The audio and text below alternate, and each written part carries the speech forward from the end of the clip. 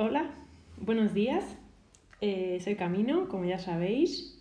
Hoy vamos a profundizar en la Revolución Rusa, en el proceso, ¿no?, que se lleva a cabo hasta instaurar el estado conocido como URSS, ¿de acuerdo? O sea, sabéis que ya vimos en el vídeo anterior, está en las páginas anteriores del libro, las causas por las que se produjo la Revolución Rusa, y vamos a, digamos, a estudiar su desarrollo, ¿de acuerdo?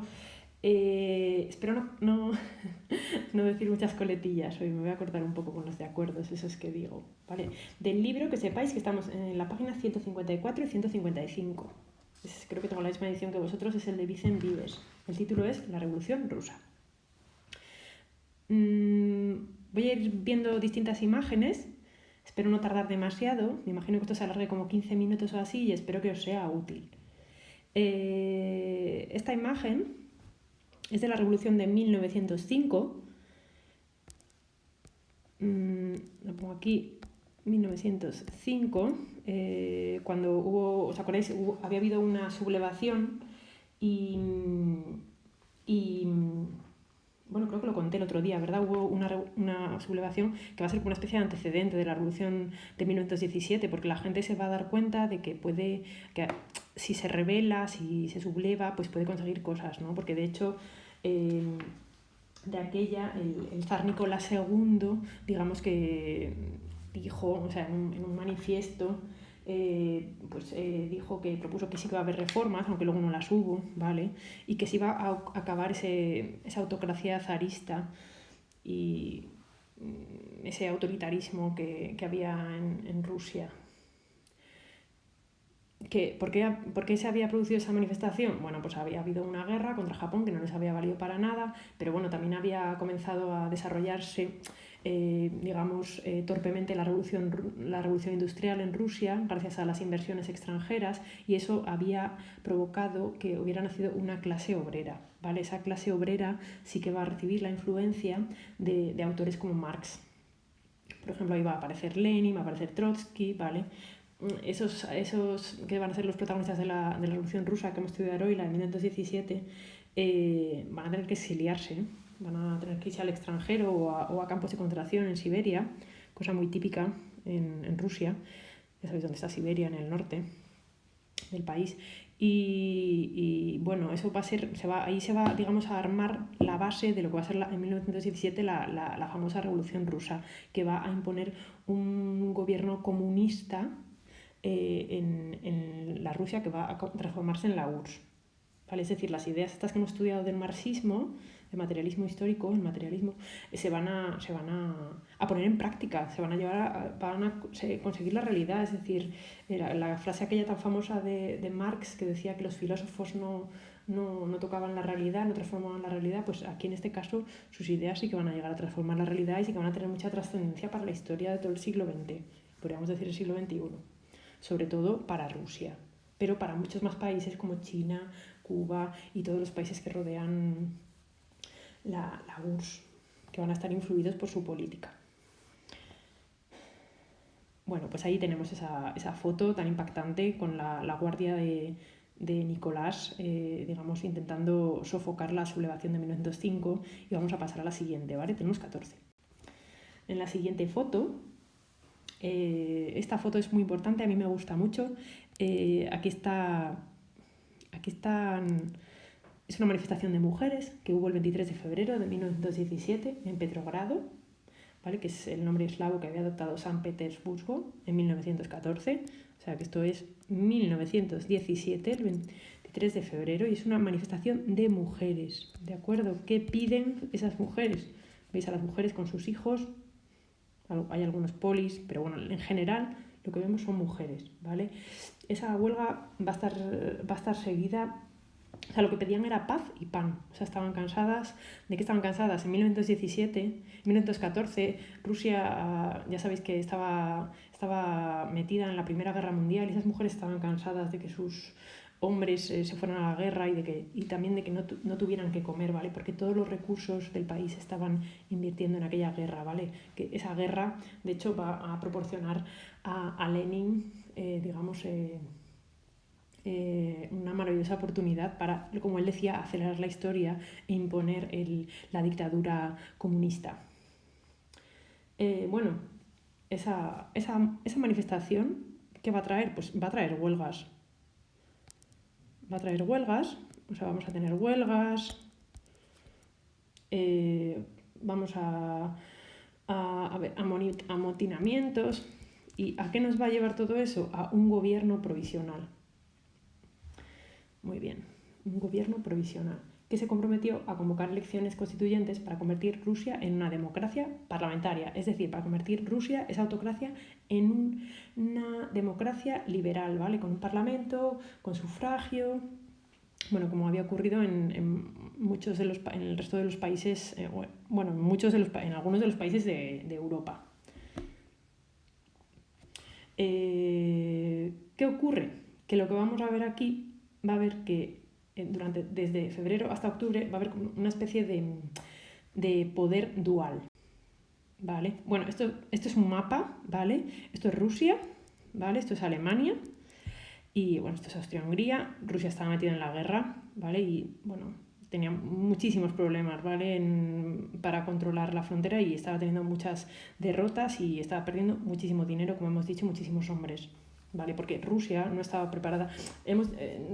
Mucha gente no supo contestar la pregunta de por qué la revolución industrial había influido en la Primera Guerra Mundial. Pero bueno, Rusia, que no había tenido una revolución industrial normal como la de Alemania, Inglaterra, Francia, pues no estaba preparada, no tenía la maquinaria, digamos, de guerra que tenían esos países, ¿vale? Por eso la revolución industrial influye en la Primera Guerra Mundial, porque hay una mejora de la tecnología y esa mejora va a hacer que la guerra sea mejor. No es que sea mejor, sino que sea más cruel, diría yo, ¿vale? Más técnica, más, no sé, más compleja. No solo había pistolas, había muchas más cosas, como hemos visto, ¿vale? Como el gas, bueno, un montón de armas nuevas. Bueno, fijaros bien que Rusia todavía a estas alturas tiene esta zona, luego la va a perder cuando salga de la guerra, pero bueno, lo veremos a continuación. Bueno, ¿por qué os pongo esta figura? Que realmente es arte mexicano. Bueno, pues esto es para indicaros que el gobierno ruso que va a salir de esa revolución de febrero de 1917, ¿de acuerdo? Va a tener dos cabezas, ¿vale? Por un lado va a estar el gobierno provisional, lo podríamos poner, a ver si soy capaz. Bien, aquí, ¿no? Sí. Un gobierno provisional que sigue, está a favor de la Primera Guerra Mundial todavía, ¿vale? Sigue participando en la guerra y esto, ¿qué ocurre? Que va a repercutir en las condiciones de vida de la población de manera muy negativa. Pero, por otro lado, estarían los soviets. ¿Os acordáis de los soviets? Esas organizaciones que se habían hecho para organizar la revolución en 1905, pues esos soviets se van a convertir, como ya dije, en entes políticos. Y los soviets pedían la retirada de la guerra y empezaron a exigir la destitución del gobierno. La unidad de fuerzas que había derrocado al zar, ¿vale? Porque el zar se lo habían cargado, pues va a plantear, digamos, esta dualidad, ¿vale? Por un lado estos y por otro lado estos, como veis aquí, ¿vale? Por un lado, este gobierno, de hecho, va a ser mucho más conservador, ¿vale? Bueno, estos son los que luego harán la siguiente revolución, los soviets. Bien, vale. Bueno, aquí tenemos a nuestro protagonista de hoy, ¿vale? Es Lenin. Esta imagen también la tenéis en el libro. Lenin es el líder del partido que va a protagonizar la Revolución de Octubre.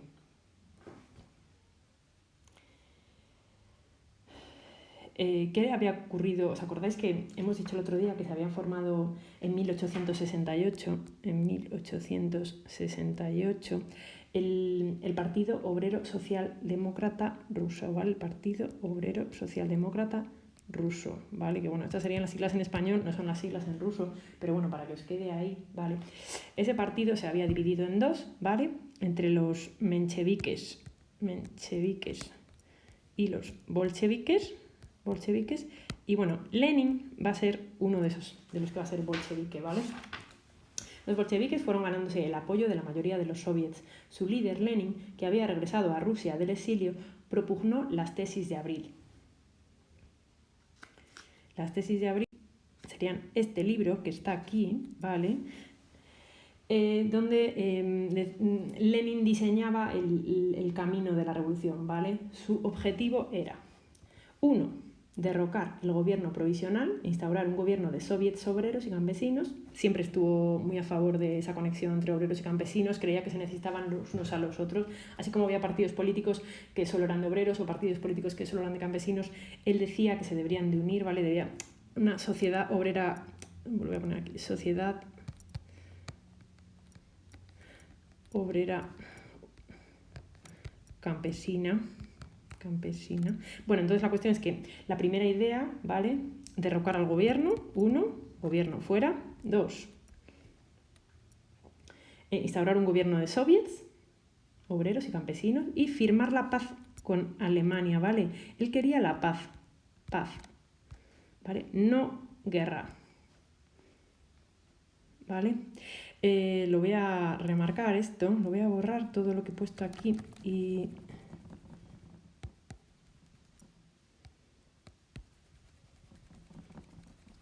para que quede claro qué es lo que quería. La paz. Quería la paz. No a la guerra. No a la guerra. No a la guerra, vale. Lenin quería la paz. ¿Por qué? Porque el país no estaba bien para estar ahí. O sea que... Bueno, el siguiente paso, además de derrocar al gobierno, instaurar un gobierno de soviets obreros y campesinos y firmar la paz con Alemania, era repartir las tierras de los campesinos. Repartir las tierras de los campesinos, que también lo puedo poner aquí, en otro color, lo voy a poner repartir la tierra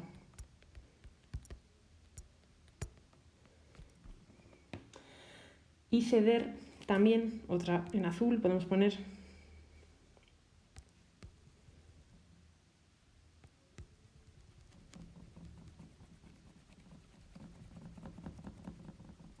ceder, ¿vale?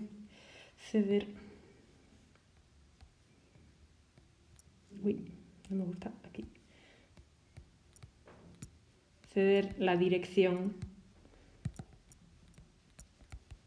de las fábricas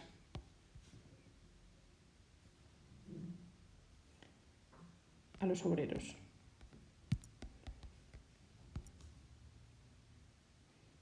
Uy.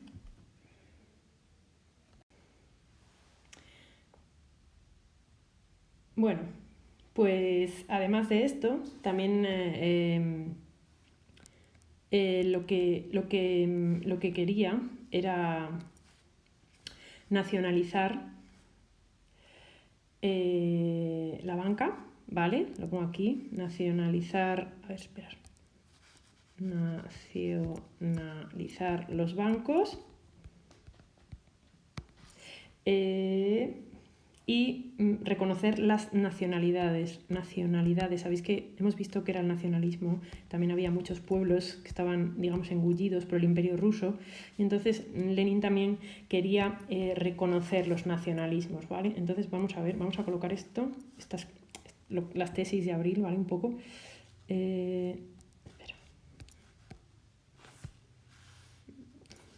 ¿Cuáles eran? A ver si nos vamos acordando. Seguro que vosotros sí, ¿vale? Tierras, ¿vale? Tierras. Uy. Tierras para los campesinos. La dirección de las fábricas para los obreros.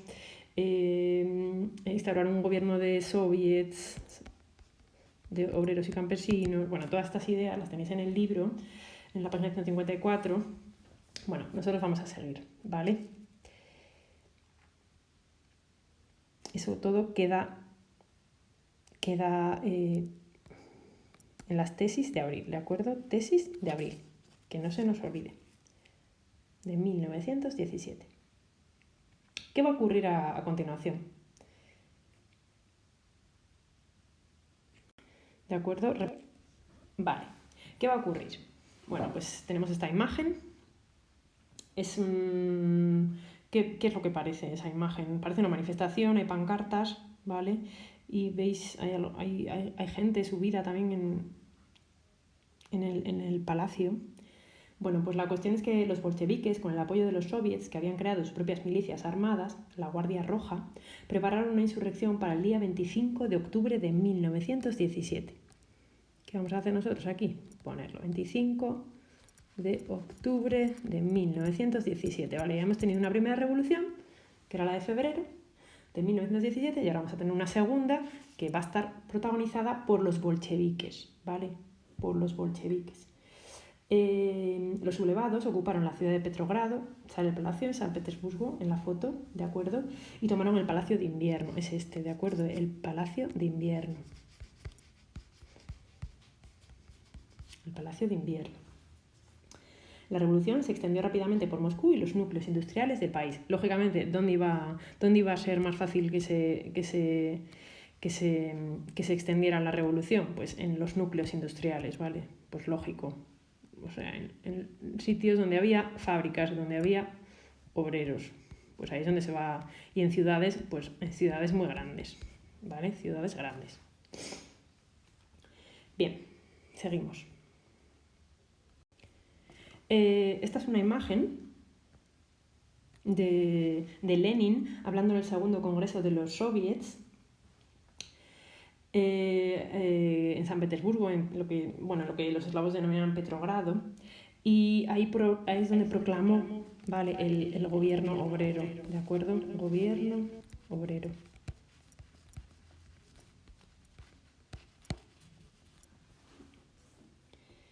Que fue presidido por este señor, por Lenin, ¿vale? Y bueno, en él van a estar otras personalidades que van a ser muy importantes en la siguiente década. Bueno, y en la guerra, por ejemplo, Stalin también va a estar, también quedaros con este nombre, es muy importante, y Trotsky, ¿de acuerdo? Trotsky. Vale, estos tres van a formar parte de ese gobierno obrero. Gente que tiene una personalidad muy increíble, os lo digo. Bueno, esta es la situación que tenemos, ¿vale? Tenemos el gobierno obrero, ¿vale? Es en el que, como he dicho, Lenin, Trotsky, Stalin, ¿vale? Y en noviembre de 1917 se celebraron unas elecciones para la Asamblea Constituyente que habían sido convocadas por ese gobierno provisional. Los bolcheviques pues no obtuvieron los resultados que querían, ¿vale? Solo tuvieron un resultado 25%, ¿de acuerdo? De hecho, creo que los mencheviques tuvieron más que los bolcheviques, y ante el temor de que los grupos contrarios a la revolución se impusieran en la Duma, ¿vale? Duma, que es el parlamento ruso, lo que hicieron fue, Lenin cogió y disolvió la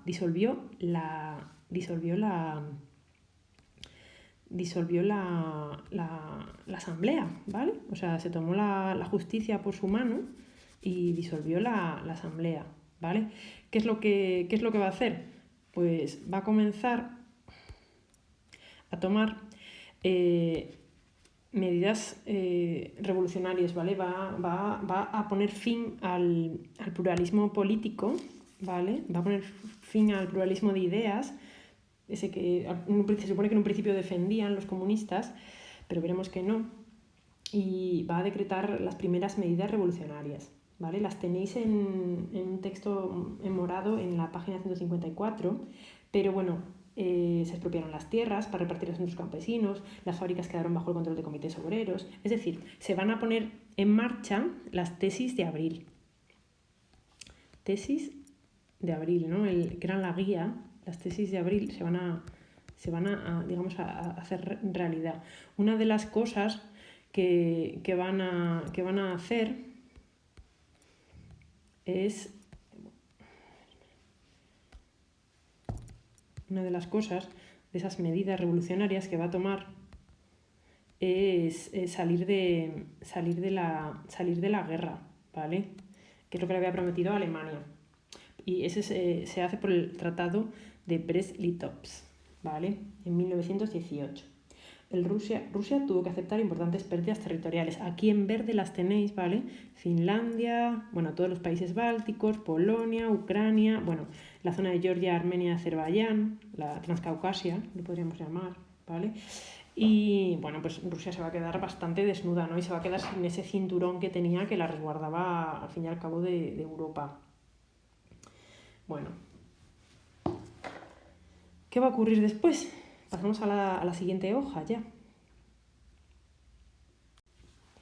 Bueno, pues aquí tenemos una imagen, un cartel que a mí me encanta, ¿vale? Este es Trotsky. Bueno, ¿qué ocurre? Bueno, pues ¿qué ocurre? Que no hay gente que no está de acuerdo, ¿vale? Con Lenin. Entonces, todos los que no están de acuerdo con Lenin se van a poner contra él, ¿vale? Entonces va a tener lugar una guerra civil. Guerra civil, ¿vale? En esa guerra civil,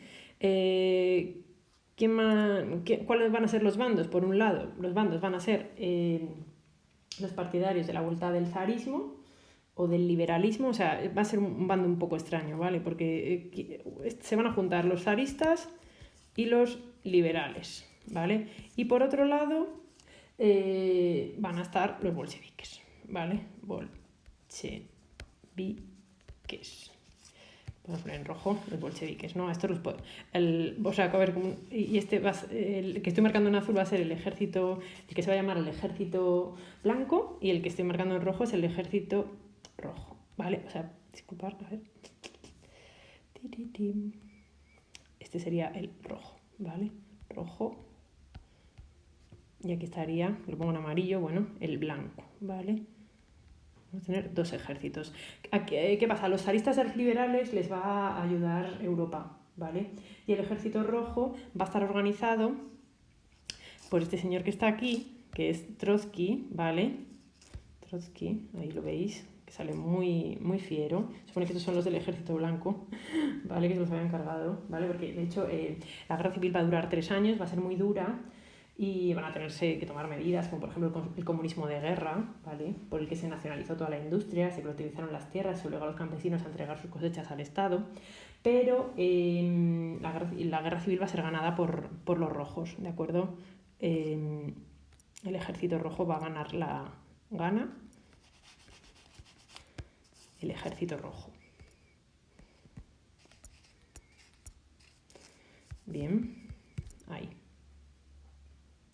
Bueno, pues eso es lo que va a pasar. ¿Qué es lo que va a pasar?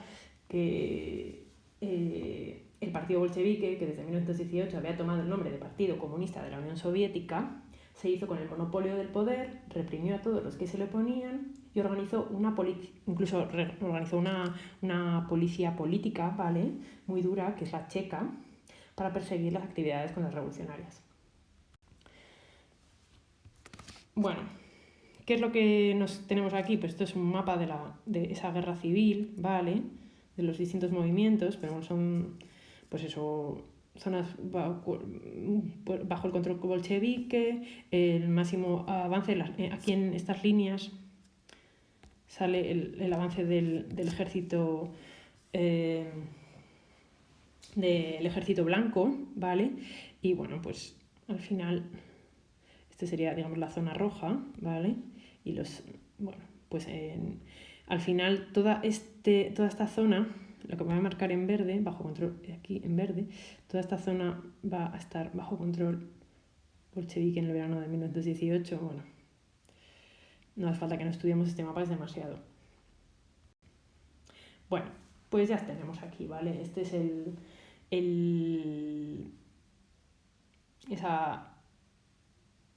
ese símbolo, ese Lenin, ¿no? Aquí representado, ese icono con el logotipo que realmente merece análisis, podéis deteneros un poco a pensar, ¿vale? La estrella roja, que la habréis visto en muchos sitios, la hoz, el martillo, o sea, la propaganda va a ser muy importante en la URSS, o sea, queda claro. Y bueno, siguiente punto, voy a ir terminando, está haciendo muy largo este vídeo, ¿vale? Bueno, pues este es el mapa que tenéis en el libro, ¿vale? Y así es como quedaría la URSS, ese nuevo estado. Fijaros que dónde están las fronteras, ¿vale? Es una auténtica pasada, ¿vale? ¿Y qué es lo que...? La URSS es la República Socialista Federativa Soviética de Rusia. Es decir, como Lenin decía, ¿os acordáis en las tesis de abril que decía que iba a reconocer las nacionalidades? Pues eso es lo que hizo, ¿no? Pues las repúblicas eslavas, pues las tenemos aquí, ¿vale? Las repúblicas musulmanas, otras religiones, aquí. Las repúblicas del Cáucaso, aquí, ¿vale? Y bueno, pues luego la República de Rusia, la poderosa República de Rusia está aquí, ¿vale? Ese sería el mapa, ¿vale? Cada una de las repúblicas conservaba su idioma y tenía autoridad sobre la justicia, la educación, pero no sobre el partido, el ejército, la economía o las relaciones internacionales. Bueno, aquí qué va a ocurrir, que se va a, digamos, el gobierno al final va a terminar identificándose con el partido, ¿vale? Pero eso lo veremos más adelante. Así que nos vamos a quedar aquí, yo creo que ha sido suficiente por hoy. Espero que os haya gustado el vídeo y bueno, nos vemos o nos escuchamos el próximo día, el viernes. Cuidaros muchísimo, por favor, y comed bien y haced yoga o estiramientos o algo así.